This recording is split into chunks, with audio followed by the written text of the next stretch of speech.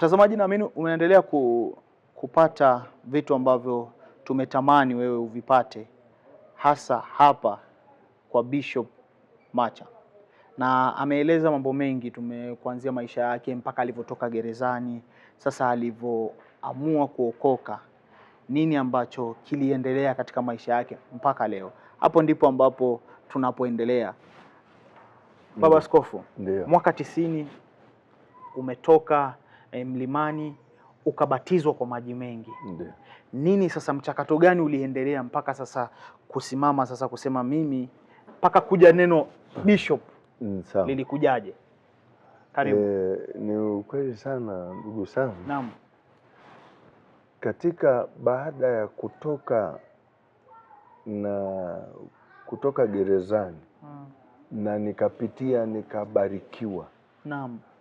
Na nikamaliza mwaka 90 nikiwa mlimani, ninapewa agizo. Mimi nilisikia kabisa sauti inasema nenda kabatizwe pale. Naona kwenye mto maji yanapita, naambiwa vuka upite pale. Na nilivyoenda nikaa nauliza mtu fulani, mbona naambiwa nivuke huu mto, kuna shida gani na una maji mengi? Nikaambia wewe umebatizwa? Akasema hapana. Basi nikabatizwa.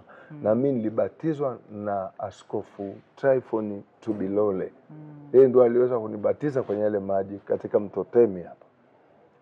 Na siku nimebatizwa mimi ndio nikaanza kusikia nguvu mpya.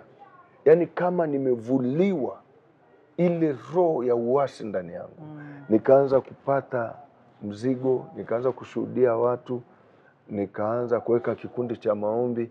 Hapo Kijenge nikakiita Rejoice Fellowship. Kile kikundi kikao kinaendelea, kikao na watu mpaka tukafika zaidi ya watu 80. Nikafungua kikundi kingine kinaitwa Upendo Fellowship. Kijenge juu. Nikamaliza nikafungua kikundi kingine kinaitwa Mawakili wa Kristo. Sasa hiyo unafungua lakini unasali kanisa? Niko ni muumini kawaida. Ni muumini kawaida. Naam. Lakini watu wananiita mchungaji. Mimi naambia jamani, sio mchungaji mimi. Sasa na mimi nikarudi sasa kwenye kazi yangu ile ya ujenzi. Ule uliacha TPC mara mwisho? Niliacha kule. Miaka hiyo sasa nikarudi, nikaanza sasa kushika contract za ujenzi.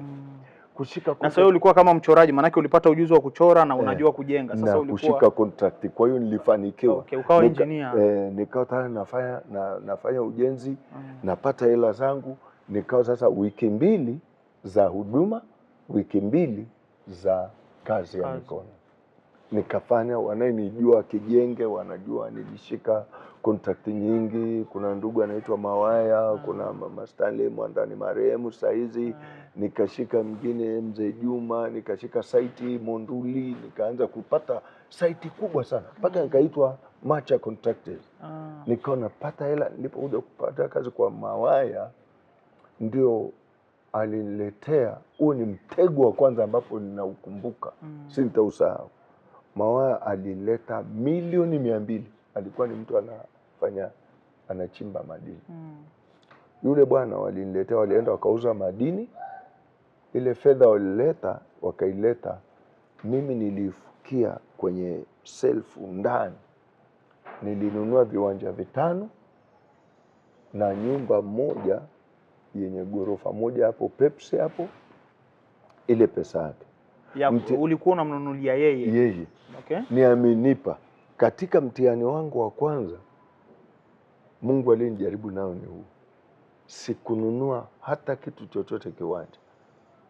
Lakini nilitunza ile hela nimepewa ya yule Mawaya mpaka nikamaliza. Nikamwekea na mashine ya kuranda mbao na nini hapo Kijenge hapo. Kijenge kati wanahitaji.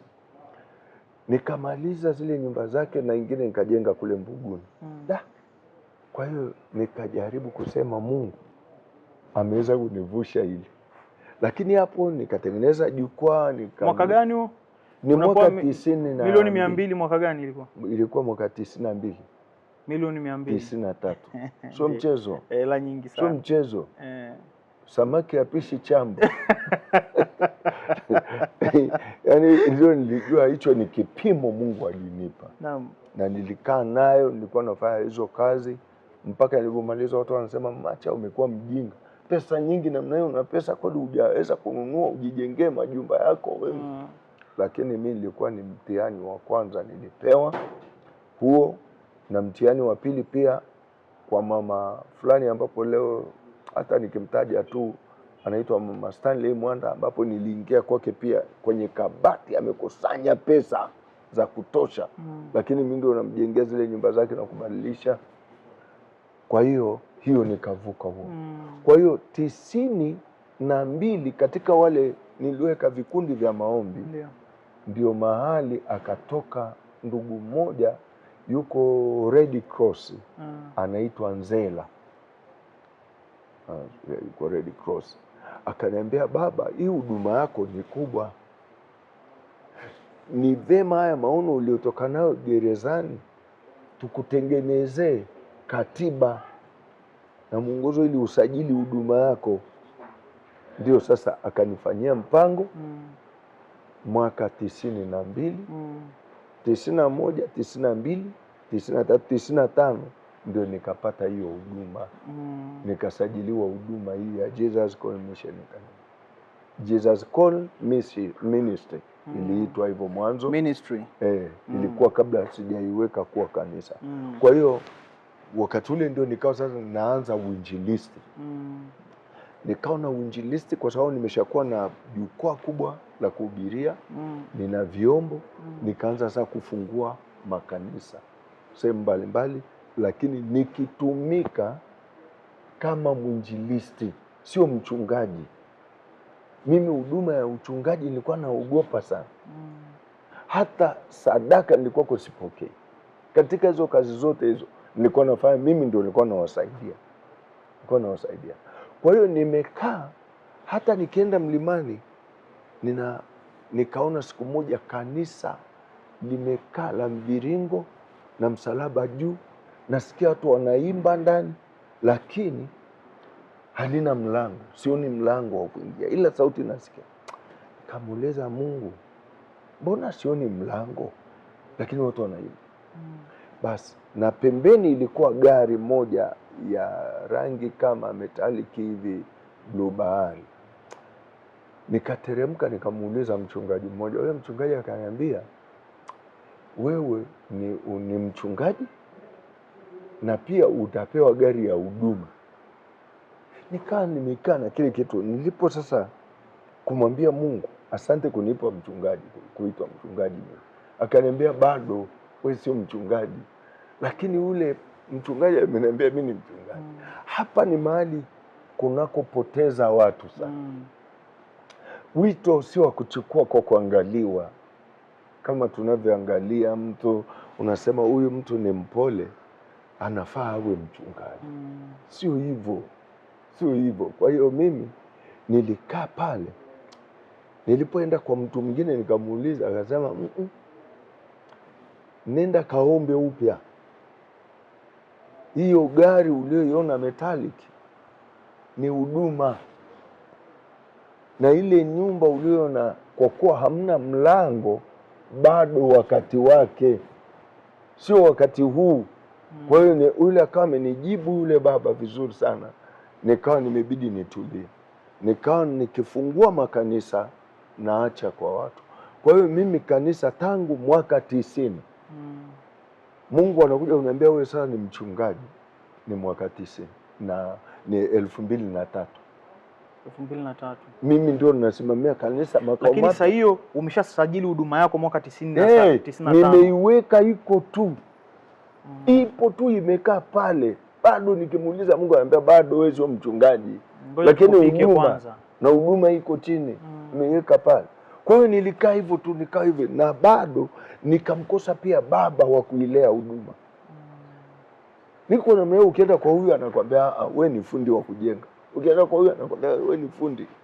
Nimesali makanisa mengi ya kiroho makubwa, lakini amna. Mwisho mpaka 90 na 2003 ndio nakuja kufungua kanisa makao mapya hapa la kwanza. Ndio nilikuja kwa nguvu kubwa, jina Macha kujulikana, na ndio nikafungua sasa makanisa Tanzania. nchi jirani, Mombasa, Mtwapa, Mikindani, Nairobi, Narok, nimefungua kule. Sasa Dar es Salaam, hapa Arusha, weka hivyo na kutengeneza, ndio jina likaanza kukua. Sasa hiyo ni 2003 na mpaka leo ninakuja baada ya kuwa uwezi kuitwa tu askofu, kunajiita mtume na nabii, lakini huna hata kanisa. Wewe unaomba kwenye baraza za watu, unaenda kuzunguka kurudi hivi. Hamna. Mungu hajapima namna ile. Tulikaa kukataliwa. Mimi nilimkosa baba kwa muda wa miaka, na ndio Mungu akaenda kuniinua. Na kile nilicho nacho sikupenda na mimi vijana wapotee. Vijana wengi leo hawana baba. Na wamepigwa kama mimi nilivyopigwa, lakini mimi nilipata neema. Mungu alinipa neema, nikaweza kusajili huduma, nikafungua. Mungu ananipa ramani jinsi ya kufungua kanisa popote. Na mpaka leo naitwa Bishop Macha, ni mtume ambao wa makanisa haya sehemu mbalimbali, na tunaweza kufungua. Nimezungukwa sasa, watu wakiangalia hivi wanauliza, mzee mbona uzeeki? Mbona wewe mzee uzeeki wewe? Hilo linawapa shida sana. Na mbona Macha afeli? Wengi wanakuja kutaka ushauri kwangu sana. Mbona afeli? Nikifungua mahali litakaa kanisa. Hata hapa nimefungua hapa, nimeshafungua makanisa 5 nikiwa hapa.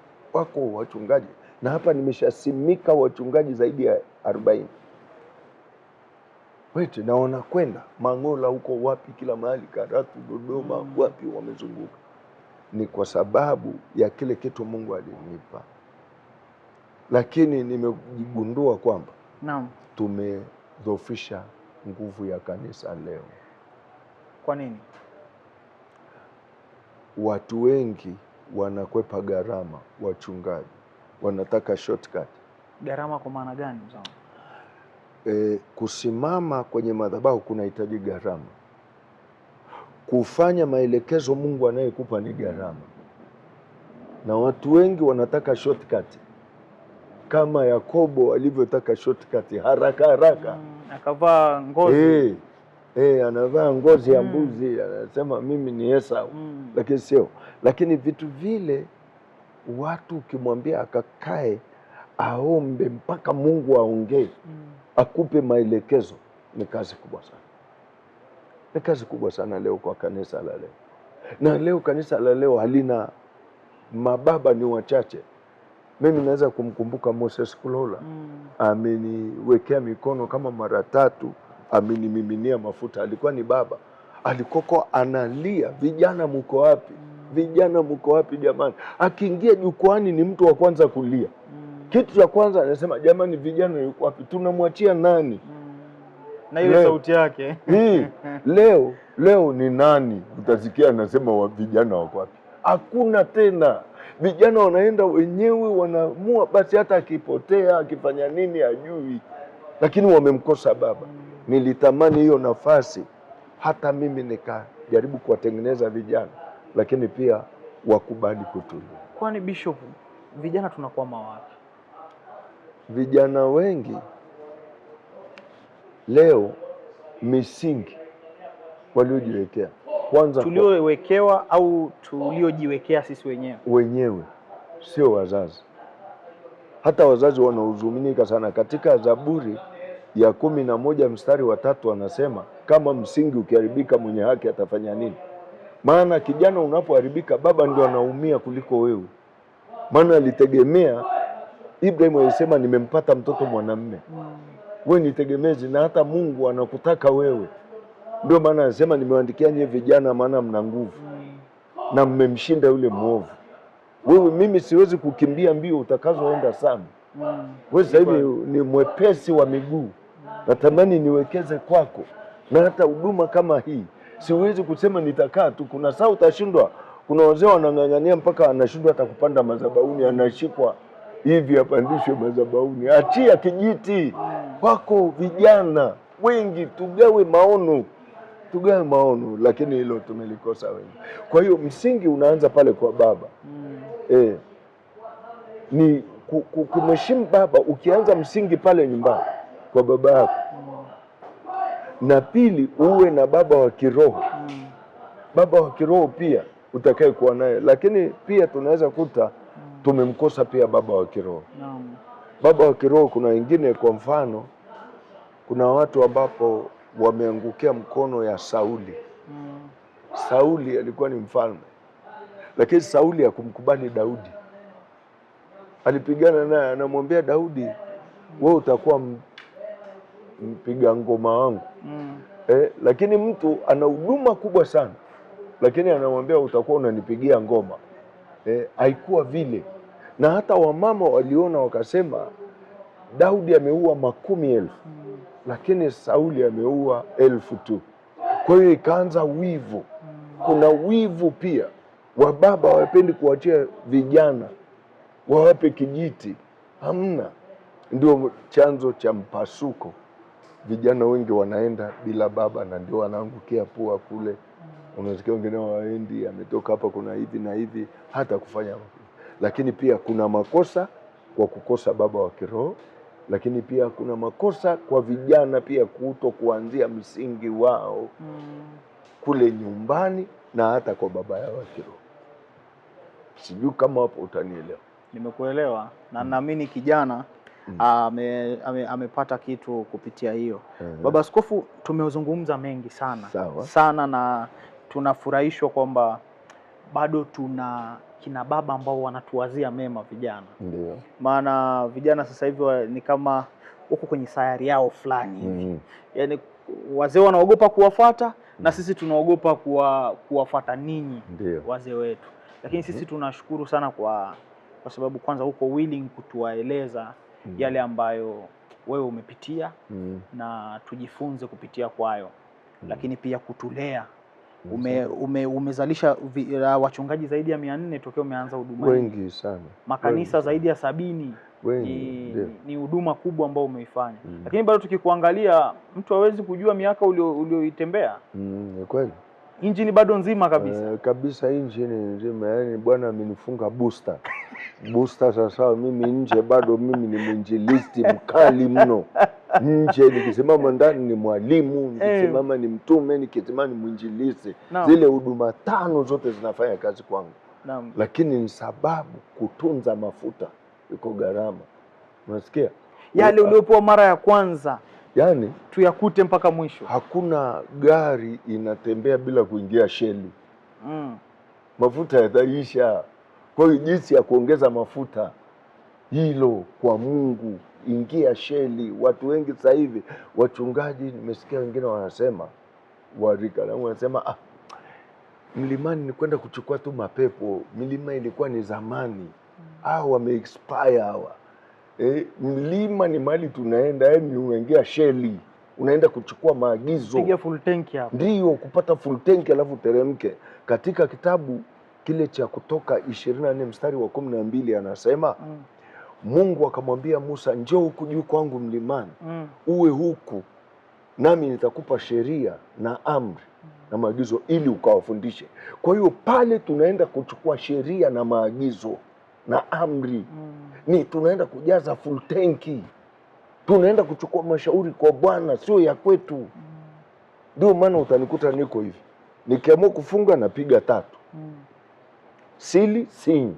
Sipandi na mamkate mlimani mimi. Hata siku leo watu wanaenda kula, unapanda, wanachinja, wanakula, wanachoma nyama, wana nini, yani vitu hapana. Saumu ukienda pale Mungu anasema ujiadhari usipande mlima huu kabla hujajitakasa. Anasema ujitakase, mzifue nguo, muwe tayari kwa siku ya 3, maana mimi Bwana nitashuka kwenye mlima. Kwa hiyo Mungu ana kanuni zake za kuupanda mlima. Ndio maana Yesu alikuwa Getsemane, alikuwa mlima Mizeituni. Musa alikuwa huyo, Elia kwenye kilima cha Karmeli, huyu Elisha katika milima ya Gileadi. Walikuwa kule. Tunaenda kuchukua maagizo, lazima tuombe. Lakini lazima pia kanisani tunakesha, tunafunga. Hapa nilivyo, yani siwezi kuwa na fujo kila saa tuko kwenye manyama wa mbuzi kule kwa mrombo kule. Mtoto unakula anakunia tumbo huku mbele huku. Jamani, fujo. Ukipata sadaka wewe unaenda kulipua tu. Uwezi vitu vya utajao, unashangaa unashindwa hata kutembea. Mimi niko namna hii, uwezi kunikuta. Naweza kukaa hapa mwezi hujaniona hapo mjini. Asubuhi niko ofisini nafanya huduma na hudumia watu, ikifika jioni niko mkesha, nikitoka nyumbani, nikitoka maombi ya kuzunguka mji, ni hivyo. Kwa hiyo mimi mwili wangu huu nina useti pia. Siwezi kuwa naupa tu chakula kama unavyo, kuna saa unakayo utakula neno litukaa juu. Unautiisha. Unautiisha. Nafsi nyamaza kimya, tulia. Alafu pili, pandisha zipu. Kuna wengine wanataka kuhubiri huku zipu iko wazi. Vitu vya namna pia ni makosa. Wengi wanafanya uchafu. Haya ni mambo yanatakiwa yaondoke katika kanisa. Wewe ni mtumishi masihi wa Mungu. Usifanye uzinzi, usifanye uchafu. Wacha utapeli kuwadanganya watu. Leo tunadanganywa ovyo. Dakika unajikuta mtu yuko tu ameanza kama uyoga, tayari umejiwekea mabodyguard zaidi ya 10. Wanakulinda nini? Umefanya nini mtumishi wa Mungu? Kanisani kwako una yatima, una wajane, una maskini. Dini ya kweli. Wako watu ambapo wako makanisani hawana kitu, wanalala njaa, lakini anakuja analeta sadaka 1000, na bado hata ile 1000 unasema watu wanatoa 1000 nini? 500 ni nini? Ujui nyumbani kwake alivyo, ujui amelala njaa, ujui amekwama nini watoto, hivyo vitu vya namna ile. Lakini wewe umefanikiwa hivi, unaweka bodyguard, unatembea nao, unawalipa, wanakula, bado gari zinafuatana 3, 4. Hiyo ni dhambi kubwa sana mbele ya Mungu, na kubeba utukufu wa Mungu. Mimi sipo, ndio maana umekuja kwangu, umeniona niko kawaida kabisa. Usikate jina Macha, hata nikienda Dar es Salaam, hata nikienda wapi, mimi ndivyo nilivyo. Niko tu kawaida, nakaa na watoto wangu, tunaelewana vizuri kote, natembea na mguu hapo. Sasa ingine utaniona nimepanda bodaboda, nasema amepitwa na wakati. Hamna, kumbe ndo napalilia afya ya mwili wangu, natembea na Mungu kawaida. Yesu hamna mahali anapanda punda, anatembea kawaida, anakula na wanafunzi wake mkate wa kuoka. Anasema ni mshamba. Ni mshamba, sio mshamba. Hakuna cha mshamba. Na pili, leo tunakaa na hiyo, tutaki kufanya huduma kwa ile nguvu, ama tupesti vitu. Nimewahi kutukanwa, lakini watu wanasema mbona Macha bado habadiliki jina langu? Kuna kuliombea jina Bwana Sam. Jina linapaswa liombewe sana, na jina lako likishakuwa juu linahitaji tena kulitunza jina, tulipalilie ili lisishuke. Ndio maana unaweza usikia watu wanagusa Macha, kugusa Macha, wanasema Macha tunamjua. Tukiitwa hata kwa mkoa wanasema Macha tunamjua. Kokote wanamjua, mjini kote huko wanajua. Nikienda Dar es Salaam wanajua, nikienda Nairobi wanajua. Kwa nini? Na wakiniangalia wanaona ni mtu wa kawaida sana. Lakini ni jinsi ya kutunza unyenyekevu. Uwe mnyenyekevu mbele ya Mungu. Kitu hichi sio mimi, ni Mungu. Unapoishika Bible hii, tii yaliyoandikwa. Na tuzarau mtu. Nisikudharau eti wewe kwa sababu eti nini hivi, si level yangu. Hapana, hata siku moja. Kwa hiyo haya ni mambo mengi tumeyakuta, na naomba Mungu atupe neema. Wengine walionisikia, hata kama watataka kuuliza swali, nipo huru sana. Mlango wangu ni asubuhi mpaka jioni kuwahudumia watu. Sawa. Mtazamaji, mimi nikushukuru sana kwa kuwa na sisi. Nimekuwa na wakati mzuri sana na Baba Askofu Macha hapa katika kanisa lake.